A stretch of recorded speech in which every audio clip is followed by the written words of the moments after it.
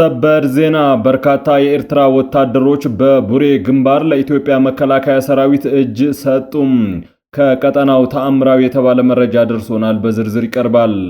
በወለጋ የቀጠለው ንጹሃን ላይ ያነጣጠረ ጥቃት መፍትሄ ሊያገኝ አልቻለም። ዛሬም በርካታ ንጹሃን ተገድለዋል።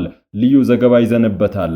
በጅቡቲ በተፈጸመ ጥቃት በርካታ ህፃናት ተገደሉ። ጉዳዩ በሀገሪቱ ውስጥ ከፍተኛ መደናገጥን ፈጥሯል።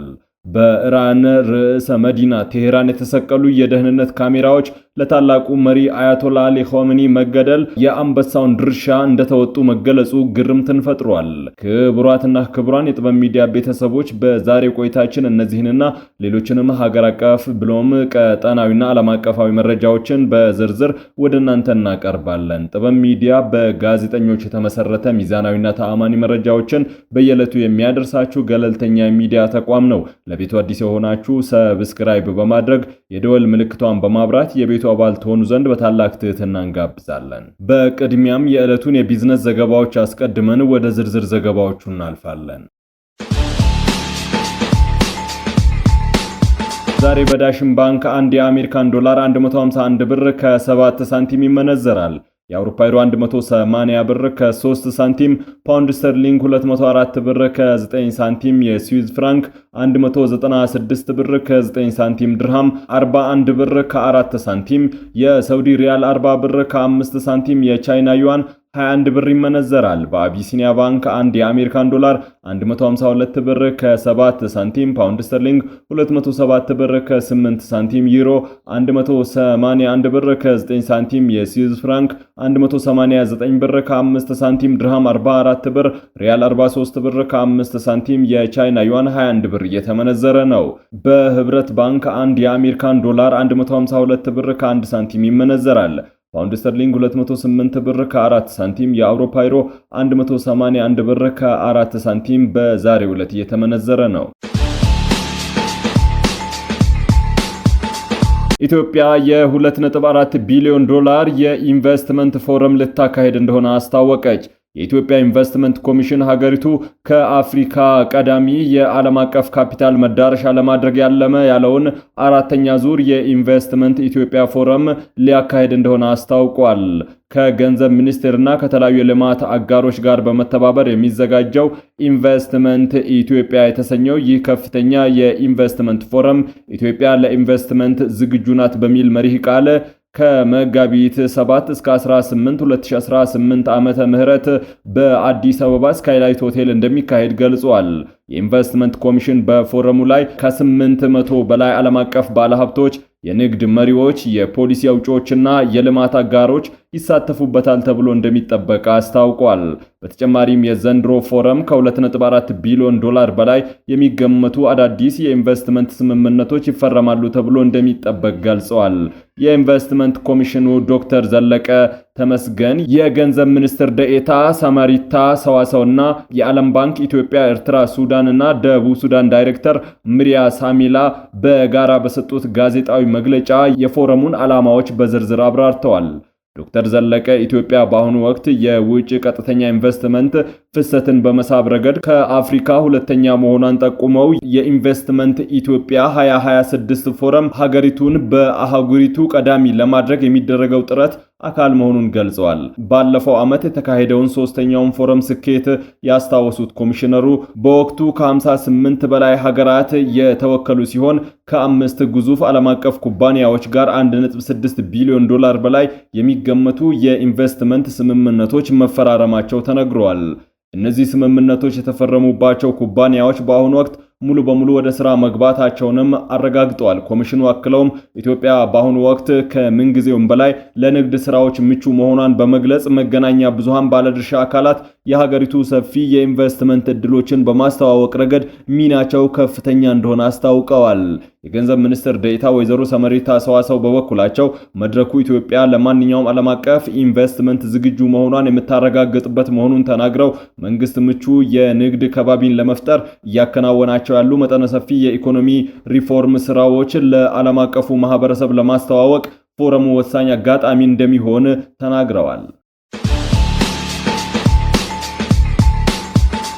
በሆሮ ጉድሩ ወለጋ ዞን አቤ ደንጎሮ ወረዳ ታጣቂዎች በፈጸሙት ጥቃት ሰላማዊ ሰዎች እና የጸጥታ ኃይሎች መገደላቸውን ነዋሪዎች ተናገሩ።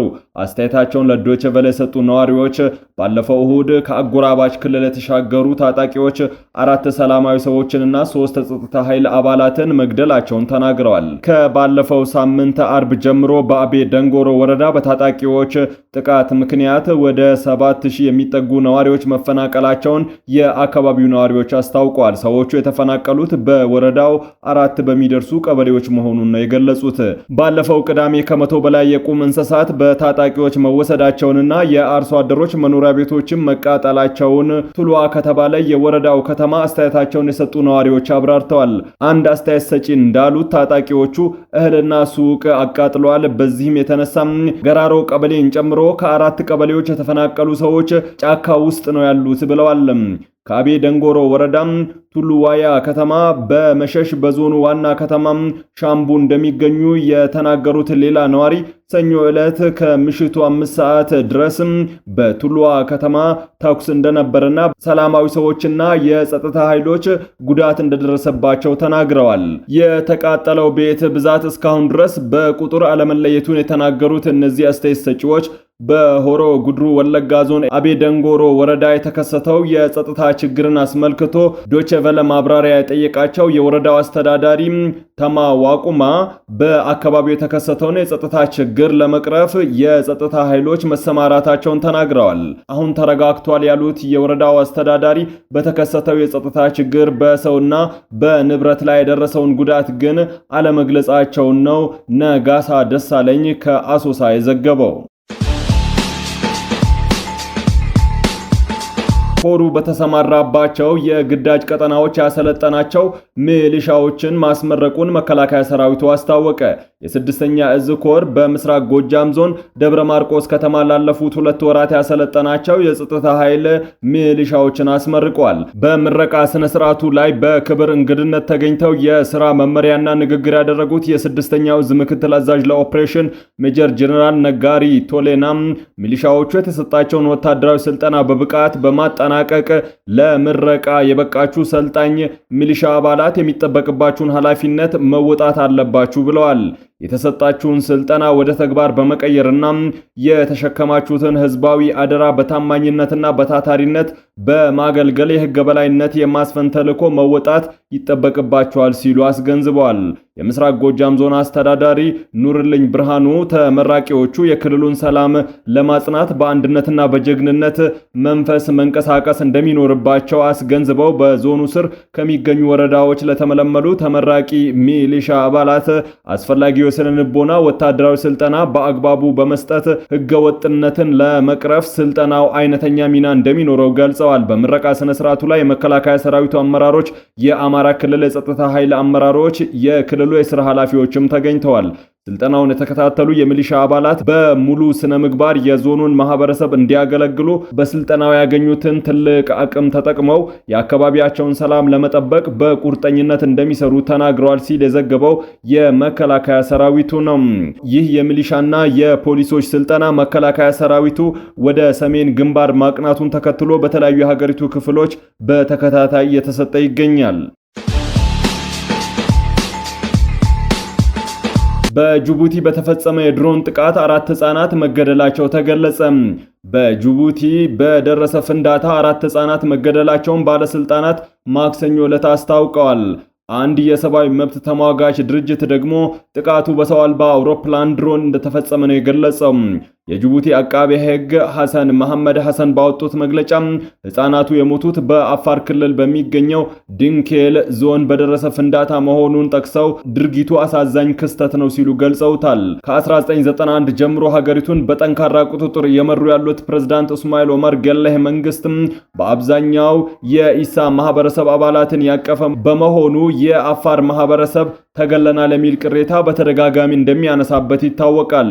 የጅቡቲ ሰብአዊ መብት ሊግ LDDH በበኩሉ ባወጣው መግለጫ እድሜያቸው 6 እና 7 የሚሆኑ ህፃናት በቦታው ሲገደሉ ሌሎች ደግሞ ህፃናት በፍጥነት ወደ ሕክምና ባለመወሰዳቸው ምክንያት ማክሰኞ ዕለት ህይወታቸው ማለፉን ጠቁመዋል። ጥቃቱ የደረሰው ህፃናቱ ከብት እየጠበቁ በነበረበት ወቅት ሲሆን ከሟቾች በተጨማሪ ሌሎች 6 ሰዎች ከባድና ቀላል መቁሰል አደጋ ደርሶባቸዋል። ድርጅቱ አክሎም ባለፉት 6 ወራት ውስጥ በዚሁ አካባቢ በሚገኙ ዛላን ማህበረሰቦች ላይ የተፈጸመው 6ኛው የድሮን ጥቃት መሆኑን አጽንኦት ሰጥቶበታል። የፍንዳታውን መንስኤ ለማጣራት የባለሙያዎች ቡድን ወደ ስፍራው መላኩንም አቃቤ ሕጉ ገልጸዋል። በርካታ የኤርትራ ወታደሮች ለኢትዮጵያ መከላከያ ሰራዊት እጃቸውን እንደሰጡ ተገለጸ። በቡሬ ግንባር በተለያዩ የሀገሪቱ አካባቢዎች ሰፍረው የሚገኙ የኤርትራ ሰራዊት አባላት ከቅርብ ጊዜ ወዲህ በከፍተኛ ቁጥር ለኢትዮጵያ መከላከያ ሰራዊት እጃቸውን እየሰጡ እንደሆነ ተገልጿል። ከቀናት በፊት እጃቸውን የሰጡትን ጨምሮ እስካሁን ድረስ በአጠቃላይ 318 የኤርትራ ወታደሮች ወደ ኢትዮጵያ መከላከያ ሰራዊት መጠለላቸው ታውቋል። በዛሬው ዕለት ብቻ አንድ ሻምበል መሪን ጨምሮ 64 የኤርትራ ወታደሮች በተለያዩ አቅጣጫዎች በሰላም እጃቸውን የሰጡ ሲሆን ይህም በኤርትራ ሰራዊት ውስጥ ያለውን ከፍተኛ የመበታተንና የፍላጎት ማጣት አዝማሚያ እንደሚያሳይ የዜና ምንጮች ጠቁመዋል። ከጥቂት ቀናት በፊት በተመሳሳይ መልኩ 254 ወታደሮች በተቀናጀ ሁኔታ እጃቸውን መስጠታቸው የሚታወስ ሲሆን የዛሬውን ጨምሮ በአጭር ጊዜ ውስጥ ወደ 318 ሊያድግ ችሏል። ወታደሮቹ ከመደበኛ ውጊያ ቀጠናቸው ከተመደቡባቸው የትግራይ አካባቢዎች እየሸሹ እንደሚገኙ በሰራዊቱ ውስጥ ባለው አስቸጋሪ ሁኔታ የተልእኮ ግልጸኝነትን ማጣት አሁን ለኢትዮጵያ መከላከያ ሰራዊት በሰጡት መልእክት አስታውቀዋል። እንደ ምንጮች ዘገባ ከሆነ ይህ በቡድን በተናጠል እጅ የመስጠት ሂደት ከቅርብ ጊዜ ወዲህ በከፍተኛ ሁኔታ እየጨመረ የመጣ ሲሆን በተለይም በቡሬ ግንባር ያለው እንቅስቃሴ የኤርትራ ሰራዊት አባላት ለጦርነት ያላቸውን ተነሳሽነት መውረዱን በግልጽ የሚያሳይ ሆነዋል። እጃቸውን የሰጡ ወታደሮች በአሁኑ ወቅት በኢትዮጵያ መከላከያ ሰራዊት አማካኝነት አስፈላጊው እንክብካቤ የተደረገላቸው እንደሚገኝ ለደህንነታቸውም ሙሉ ዋስትና እንደተሰጣቸው ነው የተገለጸው።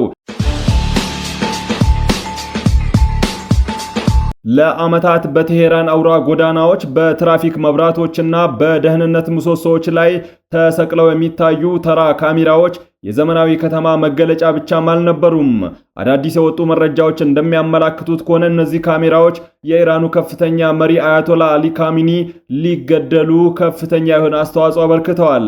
የእስራኤል የስለላ ተቋም በኢራን እምብርት ውስጥ እጅግ የተራቀቀ የደህንነት ዘመቻ ሲያካሄድ መቆየቱ የተገለጸ ሲሆን በዚህ ዘመቻም እንደ ሚሳኤል ያሉ ግዙፍ የጦር መሳሪያዎች ሳይሆኑ ጥቅም ላይ የዋሉት የከተማዋ የዳታ ወይም የመረጃ ፍሰቶች ናቸው።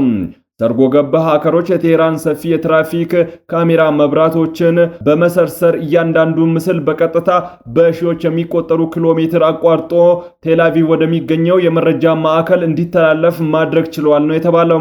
የእስራኤል ተንታኞች እነዚህ ካሜራዎች ምስል ለረጅም ጊዜ ሲያጠኑ መቆየታቸው ተነግሯል። በተለይም በፓስተር ጎዳና አካባቢ የሚገኘው የከፍተኛ መሪው ቢሮ የሚገኝበት ስፍራ በካሜራ እይታ ስር ወድቆ ነበር።